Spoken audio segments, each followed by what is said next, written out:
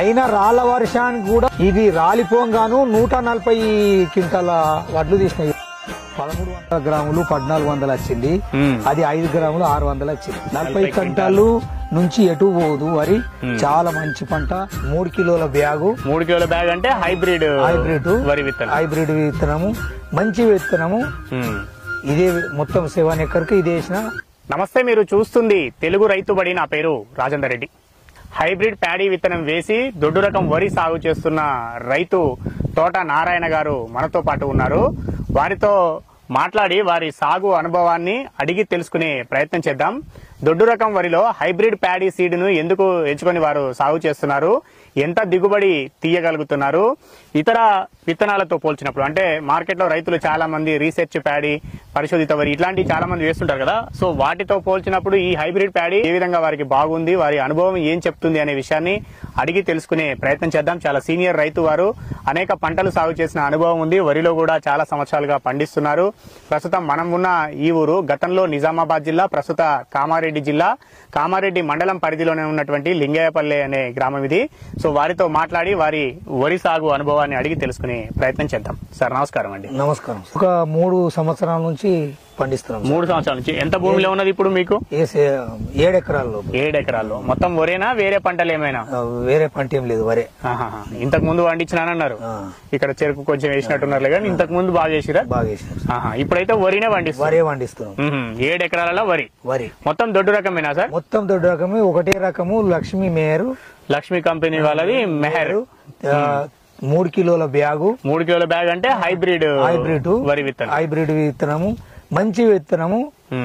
ఇదే మొత్తం 7 ఎకర్కి ఇది వేసిన. వర్షాకాలం కూడా ఈ వరి వేసిన నేను. వానకాలం వేసి ఇప్పుడు యాసంగి వేసిండు. ఇప్పుడు ఎన్ని సార్లు నుంచి చేస్తున్నారు ఇది? ఇది మూడో క్రాప్. మూడో క్రాప్ అంటే పోయిన యాసంగి వేసిండ్రు, మళ్ళీ మొన్న పోయిన వానకాలం ఖరీఫ్ వేసినారు, ఇప్పుడు రబీ యాసంగి కూడా ఇప్పుడు వేసినారు.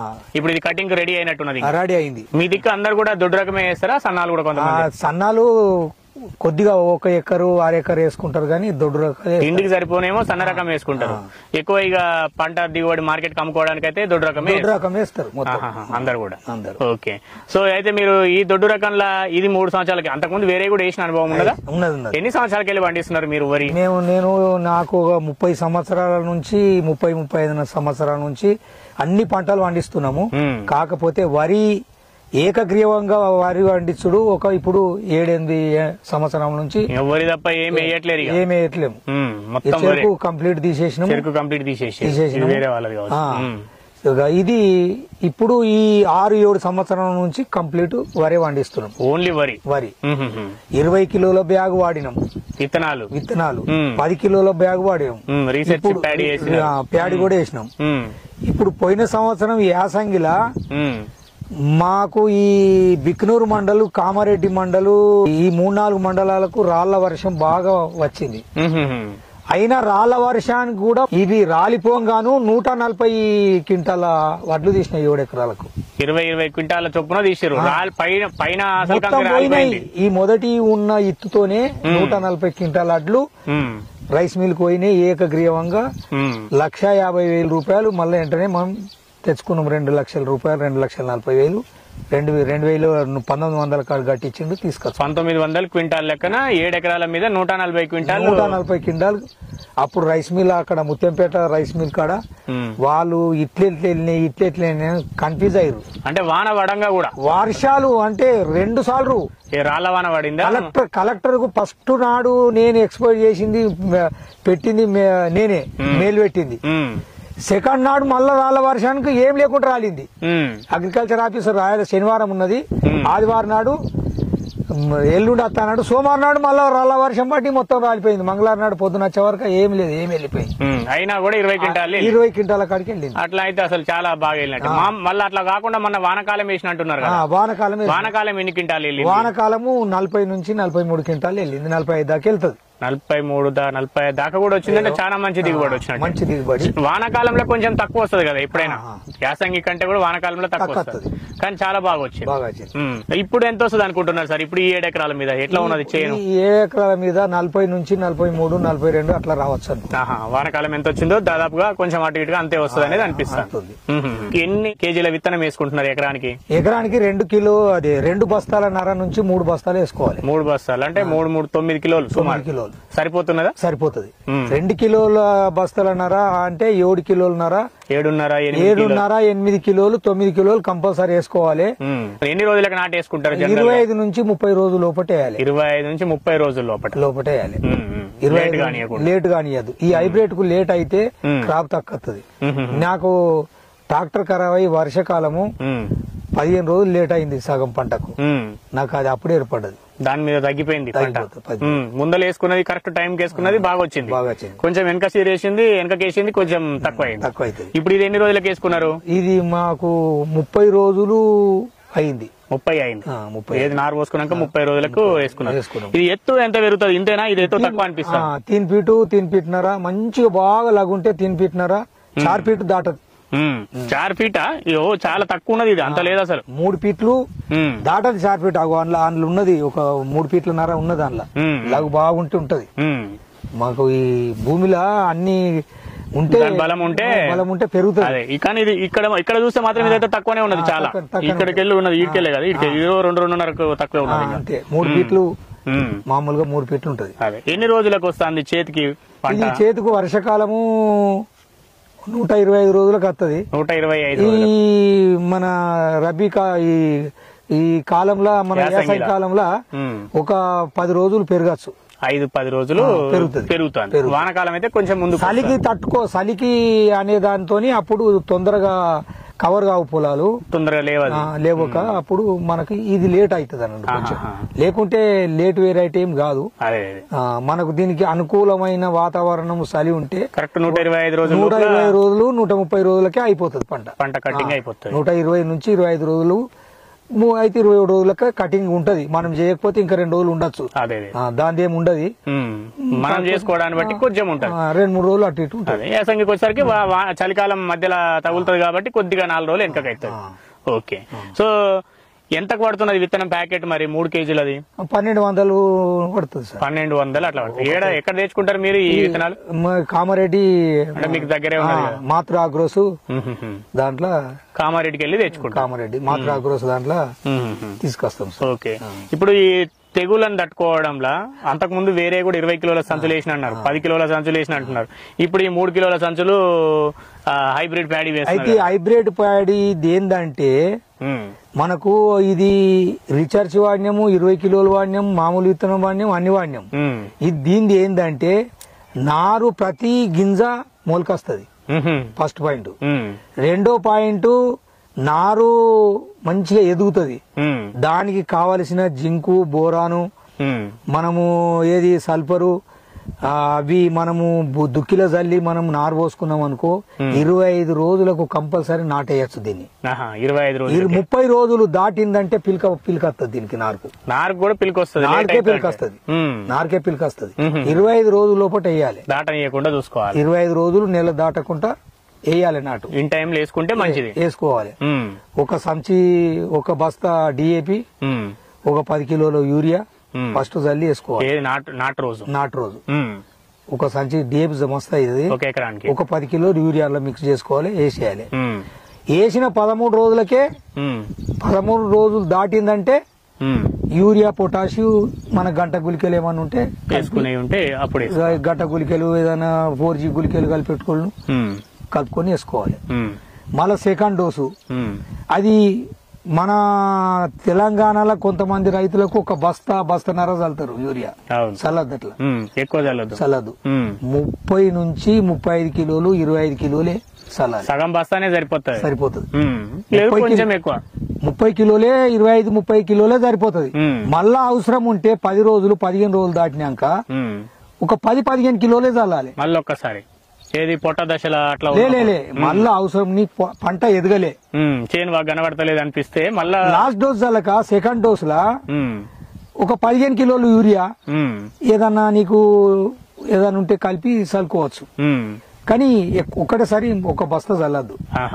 యూరియా పోతే యూరియా ఎక్కేస్తే వ్యాధులను ఆహ్వానిస్తుంది అన్నట్టు. ఎక్కువ యూరియా వేసి చేను లేస్తా ఉంటే దాని రోగాలను అట్రాక్ట్ చేస్తుంది. అది తట్టుకోదు అన్నట్టు.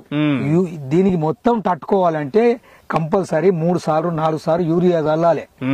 4 సార్లు చల్లినా సరే 10 కిలోలే చాలు. కొద్ది కొద్దిగా ప్రతి రైతు నారును మంచిగా పెంచి ప్రతి రైతు 25 కిలోల కాడికి 3 సార్లు 20 కిలోల కాడికి 3 సార్లు చల్లుకుంటే మంచి పంట ఇది. 40 కిలోలు 40 క్వింటాలు నుంచి ఎటు పోదు వరి.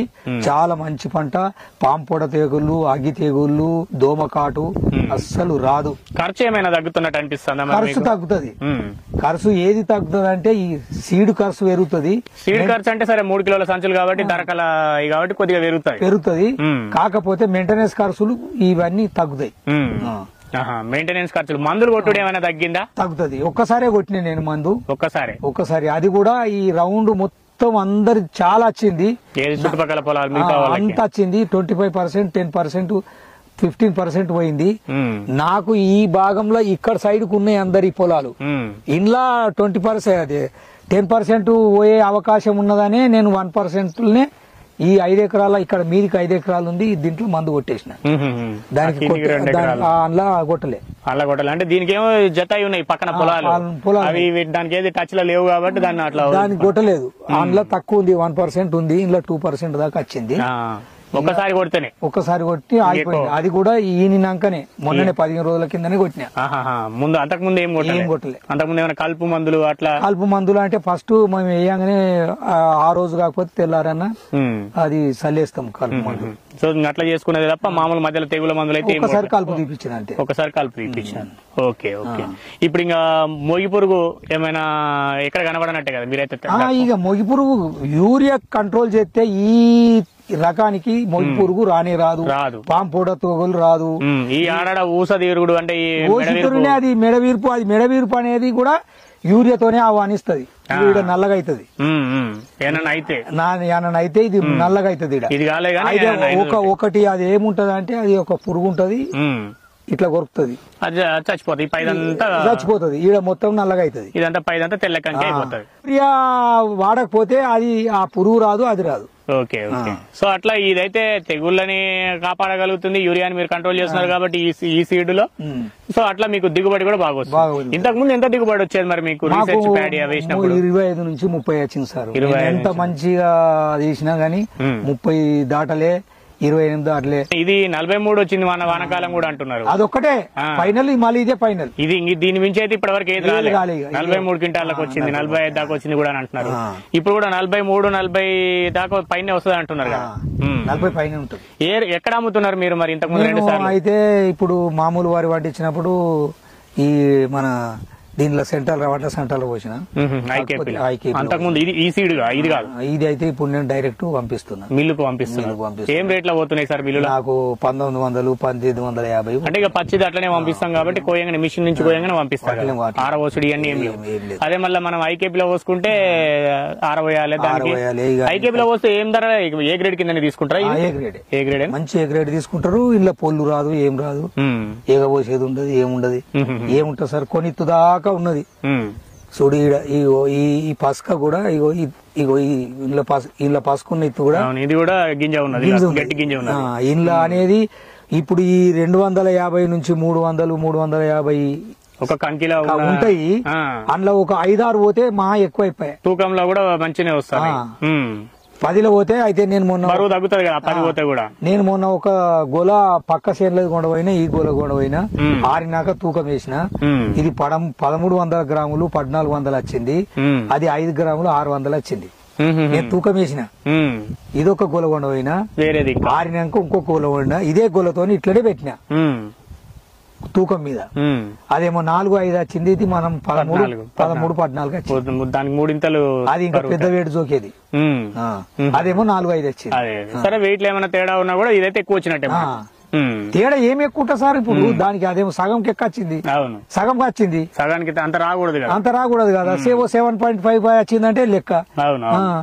బరువు తూకం కూడా మంచి తూకం ఉంటది. నీకు బ్యాగ్ ఇట్లా మలిసి కుట్టచ్చు దీన్ని. 40 కిలోల సంచుల మీదికి మొత్తం 40, 41, 42 పెడతారు. ఏది అందరు రైతులది ఒకతానే కలుపుతారు అది కటింగ్. ఇప్పుడు మేము లాస్ అయ్యేది, ఇప్పుడు మంచిగా పండించే రైతు లాస్ అయ్యేది కూడా అందులోనే పోతుంది. ఇప్పుడు కిలోన్నర తరుగు మాకెందుకు తీయాలి?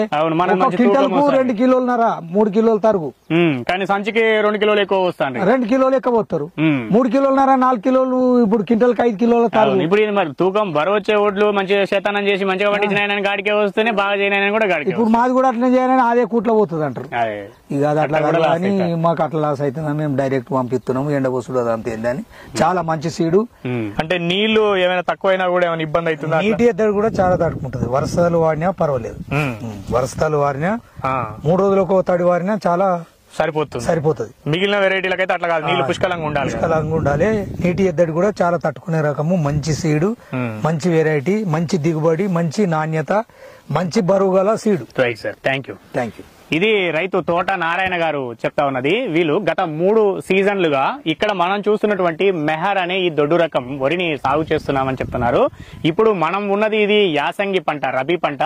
ఇంతకు ముందు పూర్తయిన వానాకాలం ఖరీఫ్ పంటలో కూడా ఇదే విత్తనం వేసుకున్నారు. అంతకంటే ముందు సంవత్సరం రబీ పంటలో కూడా ఇదే విత్తనం వేసుకున్నానని చెప్తున్నారు. గత 3 సీజన్లుగా 7 ఎకరాల్లో ఈ పంట వీళ్ళు సాగు చేస్తున్నారు. అంతకు ముందు కూడా ఇదే దొడ్డు రకం వరిని మేము మొత్తం సాగు చేస్తూ వస్తున్నాము. అందులో రీసెర్చ్ ప్యాడీగా చెప్పుకునే 10 కేజీల విత్తనాల ప్యాకెట్ ఉన్నవి కొన్ని వేశాము. అంతకుముందు 20 కేజీల విత్తనాల సంచులు కూడా కొన్ని వేశాము. అయితే గతంలో ఎప్పుడు కూడా 25, 28 క్వింటాల వరకు దిగుబడి తీసుకునే వాళ్ళము. 3 సీజన్ల నుంచి వేస్తుంటే గత యాసంగిలో ఫస్ట్ టైం సాగు చేసినప్పుడు రాళ్లవాన పడిపోయి పూర్తిగా ఈ కంకులన్నీ కూడా పంట కోసే ముందు ఒడ్లన్నీ రాలిపోయాయి. అయినా కూడా 7 ఎకరాల నుంచి 140 క్వింటాల దిగుబడి పోయిన యాసంగి సీజన్ లో తీసుకోగలిగామనేది వారు చెప్తా ఉన్నారు. తర్వాత మళ్ళా పోయిన వానాకాలంలో వీళ్ళు సాగు చేసినప్పుడు ఎకరానికి 43 క్వింటాలు అంతకు మించి కూడా దిగుబడి వచ్చింది. డైరెక్ట్ గా నేరుగా మిల్లుకే తీసుకెళ్లి అమ్మేశాం మేము. ఐకేపీ సెంటర్ లో మాత్రం పోయలేదు అనేది కూడా వారు చెప్తా ఉన్నారు. మంచి ధరలే వచ్చాయి. 1900 రూపాయలు సగటున ఒక క్వింటాల్ కు ధర, 1920 రూపాయలు క్వింటాల్ కు ధర వచ్చిందని చెప్తా ఉన్నారు. ఇప్పుడు ఈ సంవత్సరం కూడా 7 ఎకరాల్లో మళ్లీ వేసుకున్నారు. ఈ 7 ఎకరాల నుంచి కూడా 40 క్వింటాలకు పైన 43, 44 క్వింటాల వరకు దిగుబడి వస్తుందనే అంచనా వారు వేస్తున్నారు. అయితే వారు చెప్తున్నది ఒకటే, హైబ్రిడ్ ప్యాడీ అంటే 3 కేజీల విత్తనాలు మార్కెట్ లో దొరుకుతూ ఉంటాయి. మేల్ ఫీమేల్ పద్ధతిలో వరి సాగు చేసిన రైతుల నుంచి సేకరించినటువంటి హైబ్రిడ్ ప్యాడీ వాళ్ళు వేసుకుని సాగు చేస్తున్నారు. విత్తనాలకు ధర కొంత ఎక్కువగా ఉంటుంది, ఎందుకంటే ఇది మేల్ ఫీమేల్ పద్ధతిలో సాగు చేస్తూ ఉంటారు కాబట్టి. దీనికి కేజీకి 3 కేజీల విత్తనాల ప్యాకెట్ కి వచ్చేసి 1200 రూపాయలు ధర పడింది. ఎకరానికి 2.5 నుంచి 3 ప్యాకెట్ల విత్తనాలు వేసుకుంటే సరిపోతుంది. అంటే 8 కేజీల నుంచి 9 కేజీల విత్తనం సరిపోతుంది అనేది తోట నారాయణ గారు చెప్తా ఉన్నారు. సో విత్తనం ఖర్చు కొంత పెరిగినట్టుగా అనిపించినా కూడా ప్రతి గింజ కూడా మొలకెత్తుతుంది. 25 నుంచి 30 రోజుల నారు పెంచుకున్న తర్వాత దీన్ని వేసుకోవడం వల్ల మంచి దిగుబడి తీసుకోవడానికి అవకాశం ఉంటుంది. దిగుబడి అధికంగా వస్తుంది, పెట్టుబడి ఖర్చు కూడా తగ్గుతుంది అని అంటున్నారు. ఈ సీడ్ అంటే ఈ హైబ్రిడ్ సీడ్ మెహర్ అనేది నేను వేసుకుని సాగు చేస్తున్నాను, మంచి దిగుబడి వస్తుంది. కాకపోతే యూరియా అధికంగా ఒకేసారి చల్లకుండా ఉండి కొంచెం జాగ్రత్తలు తీసుకుంటే మాత్రం 3 దఫాలుగా 25 కేజీలు 30 కేజీలకు మించకుండా వేసుకోవాలి. అవసరమైతే 4వ ఒకసారి 10 కేజీలు వేసుకున్నా పర్వాలేదు, కానీ ఒకేసారి బస్తాన్నర ఇట్లా యూరియా అంతా కూడా గుమ్మరించుకుంటూ వెళ్తే మనము మోగి పురుగు లాంటి వ్యాధులను తోటకు రమ్మని, మన పొలానికి రమ్మని ఆహ్వానించినట్లే అవుతుంది. కాబట్టి ఆ విషయంలో జాగ్రత్తగా చేసుకోవాల్సిన అవసరం ఉంది అనేది వారు చెప్తా ఉన్నారు. సో ఈ రకంగా చేసుకుంటే మందు స్ప్రే చేసే ఖర్చు తగ్గుతోంది, అదేవిధంగా ఎరువుల మీద పెడుతున్న ఖర్చు కూడా కొంత తగ్గించుకోగలుగుతున్నాం. ఫలితంగా దిగుబడి కూడా అధికంగా తీసుకోగలుగుతున్నాం. కాబట్టి ఈ వరి సాగు బాగుంది. గత 3 సీజన్లుగా సాగు చేస్తున్నాను అనేది వారు చెప్తా ఉన్నారు.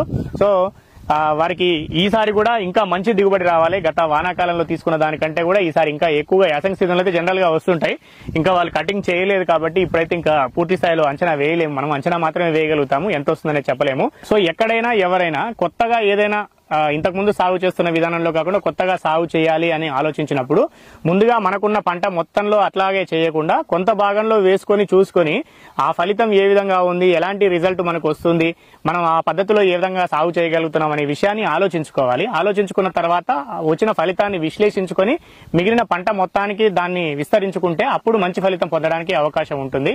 ఎక్కడో ఎవరికో మంచి ఫలితాలు వచ్చాయి కదా అని చెప్పేసి మనం ముందు వెనక ఏది తెలుసుకోకుండా మనం కూడా పూర్తి స్థాయిలో అదే పద్ధతిలో వ్యవసాయం చేస్తే నష్టాలు కూడా ఎదురయ్యే ప్రమాదం ఉంటుందని గమనించాలని రైతుబడి సూచిస్తోంది. మనం మరొక వీడియోలో మరొక వ్యవసాయ సంబంధిత విషయంతో మళ్ళీ కలుద్దాం. అంతవరకు సెలవు. నమస్తే. నమస్తే.